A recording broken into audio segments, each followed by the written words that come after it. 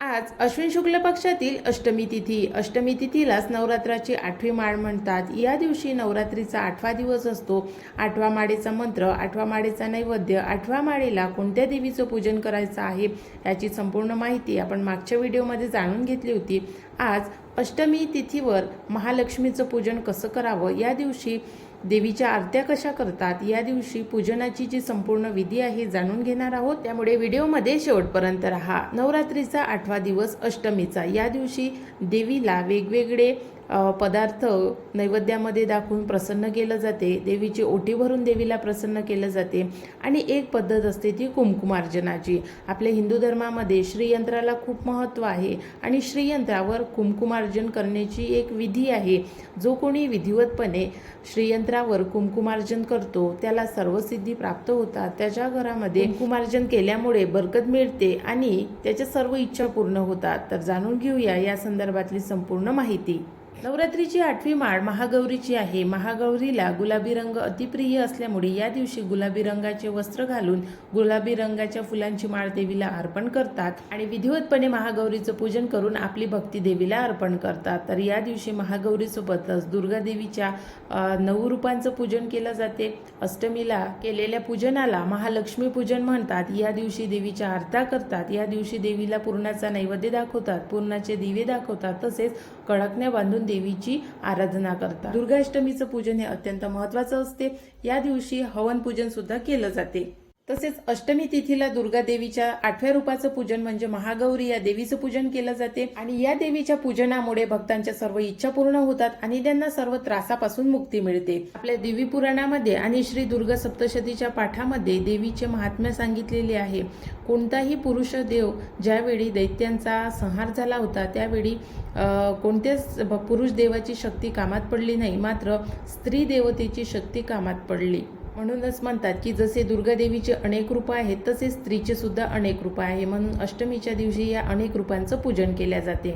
पंचांगानुसार 10 ऑक्टोबरला महालक्ष्मी पूजन आहे. आता या पूजनाची विधी काय आहे? या दिवशी महासरस्वती, महालक्ष्मी आणि महाकाली या तिघी देवींचं पूजन केले जाते. नवरात्रीच्या या 9 रूपांचं पूजन प्रत्येक दिवशी वेगवेगळ्या पद्धतीने झालं आहे, पण नवरात्रीच्या 8व्या दिवशी या सर्व रूपांचं पूजन एकाच दिवशी होते.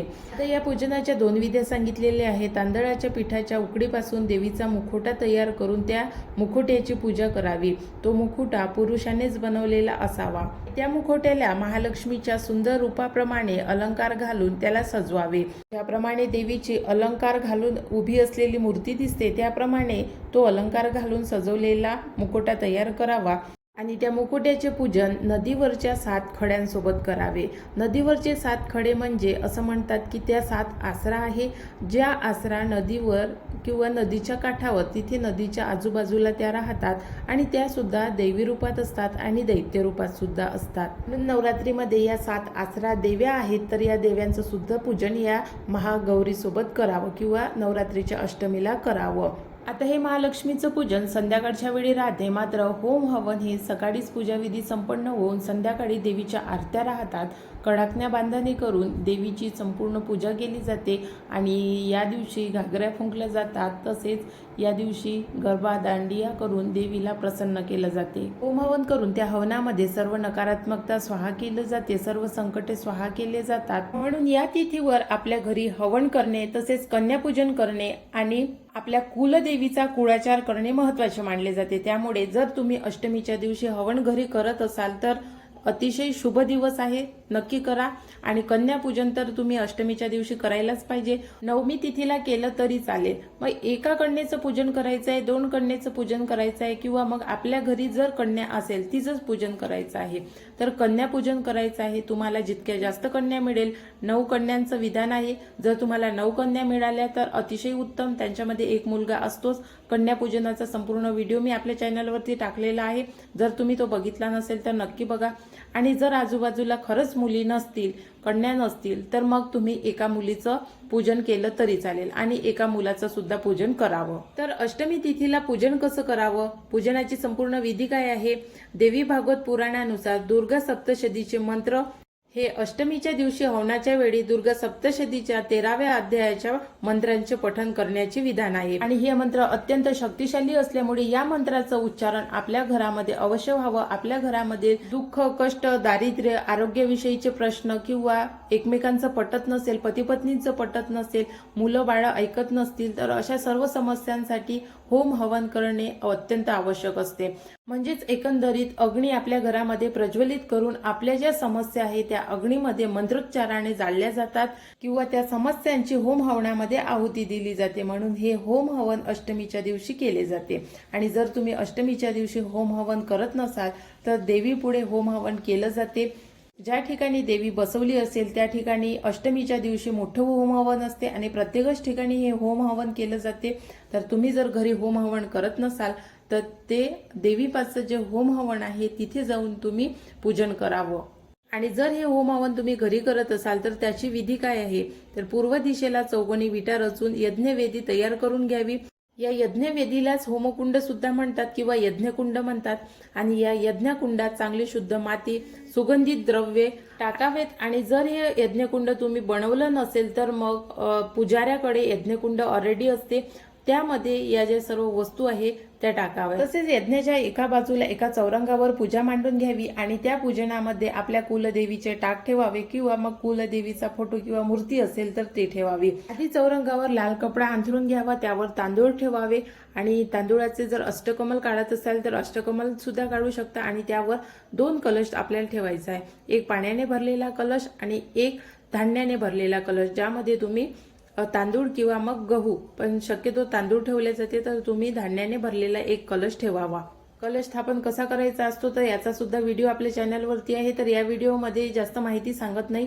तर जशी आपण पूजा मांडतो, घटाची पूजा मांडतो त्याचप्रमाणे हे पूजा मांडायची आहे. फक्त इथे घट नाही आपल्याला मांडायचं आहे, पूजा मांडायची आहे. तर अशा प्रकारे पूजा मांडून घ्यायची आहे आणि त्यानंतर 5 विड्याची पाने ठेवून त्यावर विळा ठेवायचा आहे. तसेच एका ठिकाणी आणखी तांदूळ ठेवून गणपतीची प्रतिस्थापना करून घ्यायची आहे. म्हणजे त्यावर सुपारी, हळद कुंकू वाहून या सुपारीला गणपतीचं प्रतीक म्हणून याचं पूजन करायचं आहे.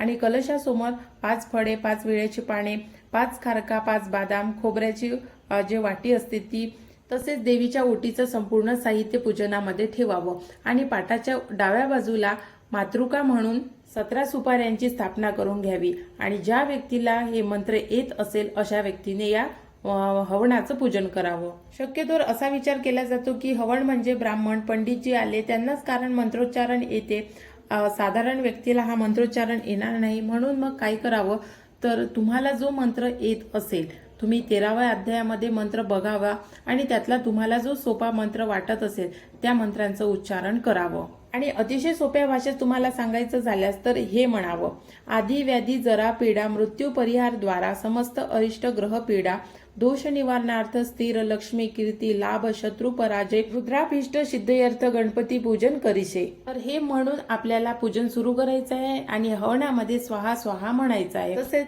सप्तशती हवन संकल्प असा करायचा आहे: श्री महाकाली महालक्ष्मी महासरस्वती नवदुर्गा देवता प्रसन्नतार्थ रितापात सर्व बाधा प्रशमनार्थ सर्व दोष निवारणार्थ सर्व विध मनोरथ कामना सिद्धार्थ ब्राह्मण द्वारा श्री दुर्गा देवी प्रीतये दुर्गा सप्तशती मंत्रे यथा विधी हवनच करिशे. आणि अशा प्रकारची हवन संकल्पना करून देवीला महात्म्य दुर्गा सप्तशती ग्रंथाचे गंध पुष्प वाहून पूजन करावे.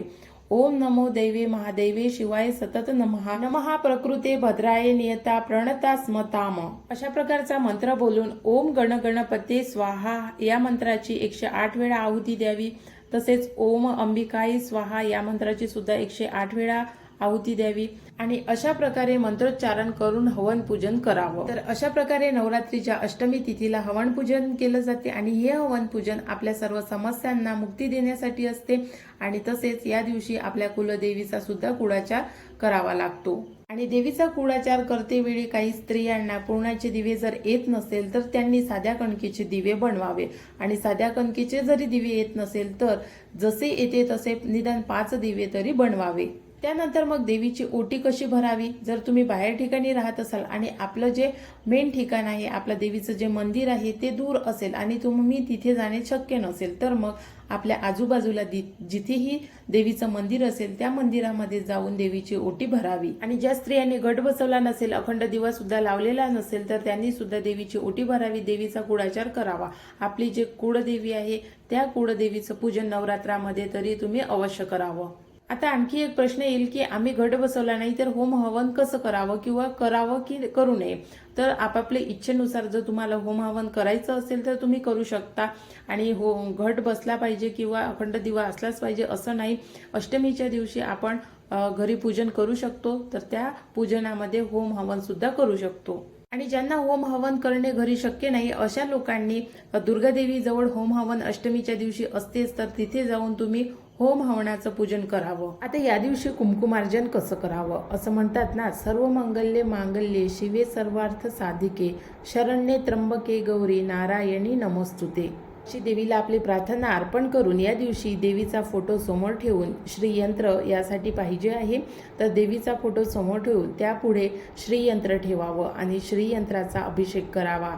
अभिषेक पंचामृताने करावा. आणि श्रीयंत्र हे महालक्ष्मी रूपात असते, म्हणून या श्रीयंत्राचा विधिवतपणे पूजाविधी करून घ्यावा. विधिवत म्हणजे काय. अभिषेक झाल्यानंतर श्रीयंत्र आणखी स्वच्छ पाण्याने किंवा गंगाजल असेल तर गंगाजलाने अशा पद्धतीने स्वच्छ करून घ्यावा. आणि त्याला ताम्रपट किंवा सुवर्णपट म्हणजे तांब्याचं ताट किंवा सुवर्णाचं ताट असेल तर त्या ताटावर किंवा मग पाटावर तुमच्याकडे जेही असेल ज्यावर तुम्ही श्रीयंत्र ठेवू शकता अशा वस्तूवर श्रीयंत्र ठेवावं. पण ती वस्तू चांगली असावी, शुद्ध असावी, तिचा फक्त पूजनासाठीच वापर केलेला असावा. अशा वस्तूवर, अशा ताटावर हे श्रीयंत्र ठेवावं. आणि श्रीयंत्राला हळद कुंकू अक्षदा वाहावं, फूल वाहावं. फूल कमळाचं वाहिलं तर अतिशय चांगलं.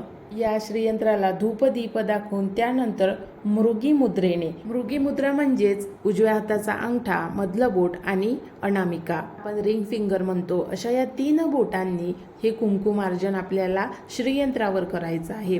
श्रीयंत्रावर कुंकुमार्जन करते वेळी श्रीम श्रीम हा लक्ष्मीचा बीजमंत्र आहे. या बीजमंत्राचा वापर करून श्रीयंत्रावर कुंकुमार्जन करावे. ज्यांना कुणाला सहस्त्रनाम येत असतील तर देवीच्या सहस्त्रनामाचा जाप करून सुद्धा कुंकुमार्जन केल्यास त्याचा जास्त चांगला फायदा होतो. बऱ्याच जणांना सहस्त्रनाम येत नाही, त्यामुळे मोबाईलमध्ये सहस्त्रनाम डाउनलोड केला जातो आणि देवीच्या या सहस्त्रनामाचा जाप करून श्रीयंत्रावर कुंकुमार्जन केलं जाते. म्हणून अष्टमीच्या दिवशी जर तुम्ही सकाळी उठून स्नानादी होऊन संपूर्ण पूजाविधी करून कुंकुमार्जन जर श्रीयंत्रावर केलं तर तुम्हाला जाणवेल की तुमच्या घरामध्ये बरकत व्हायला सुरुवात होते. तुमच्या घरामध्ये जी नकारात्मकता असेल ती दूर होण्यास मदत होते आणि तुमची परिस्थिती सुधारण्यास सुरुवात होते. गुरुपुष्पामृत योग, पौर्णिमा, अमावस्या या तिथ्यांवर जर तुम्ही श्रीयंत्रावर कुंकुमार्जन करत राहिला तर तुम्हाला श्रीयंत्रावर केलेल्या कुंकुमार्जनाचा फायदा बघायला मिळेल. अशा पद्धतीने कुंकुमार्जन करावं. बरेच जण श्रीयंत्रावर श्रीम या मंत्राचा जाप करून जर कुंकुमार्जन करत असाल तर श्रीम श्रीम कितीदा या मंत्राचा जाप करावा.